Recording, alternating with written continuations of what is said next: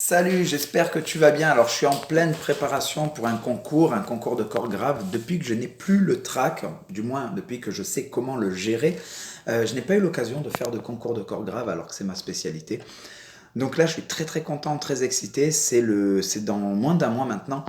Et je voulais te partager ça. Ce n'est pas parce que je te parle d'avoir confiance que ça veut dire que je ne fais plus de préparation mentale. À chaque prestation, à chaque performance, à chaque échéance importante, il est important justement de se préparer mentalement, surtout si tu es quelqu'un qui connaît le trac, qui a peur face aux gens. Sache que apprendre à le faire, ça te servira pour chaque représentation. Ce n'est pas ça me sert une fois et puis après il faut réapprendre à le faire. Une fois que tu sais le faire pour toujours. Tu peux le partager aux gens autour de toi.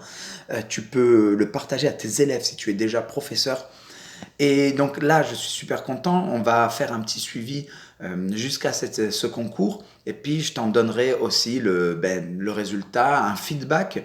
Parce que même si ça ne marche pas, je sais que l'attitude sera différente. Tu vois, jusqu'à maintenant, quand je faisais des concours, jusqu'à il y a 3 4 ans, quand je faisais des concours, je ressortais, j'avais l'impression de ne pas avoir eu l'occasion de montrer ce dont j'étais capable, de montrer ne serait-ce que le quart de ce dont j'étais capable, tellement j'avais peur, tellement désolé pour le mot, mais je me chiais dessus.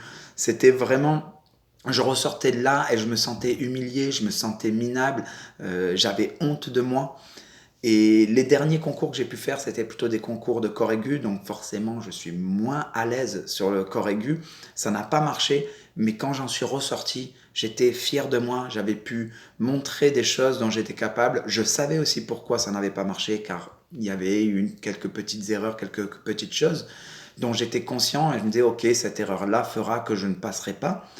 Mais au moins, j'étais capable d'analyser la chose concrètement. Je ne ressortais pas en me disant, de toute façon, je ne sais pas parce que j'ai eu peur et donc il n'y a rien à analyser. Juste le fait que j'ai eu peur et que ça m'a empêché de mettre de l'air correctement, de soutenir correctement, de jouer proprement. Donc, ce que je te propose, c'est si toi aussi ça t'intéresse, peut-être que tu prépares aussi pour des concours d'entrée ou des concours d'orchestre ou autres, si ça t'intéresse, je te propose de cliquer dans le lien qui est au-dessus de la vidéo pour avoir accès à une leçon sur les ancrages. Les ancrages, c'est comment apprendre à créer une émotion sur commande. C'est beaucoup utilisé par les sportifs de haut niveau. C'est souvent relier une émotion, un souvenir, à un geste ou un mot. Et après, il suffit de faire ce geste ou ce mot pour avoir seulement l'émotion sans avoir besoin de passer par le souvenir. C'est très très puissant, c'est très efficace. Je te donne rendez-vous dans cette leçon tout de suite. Ciao.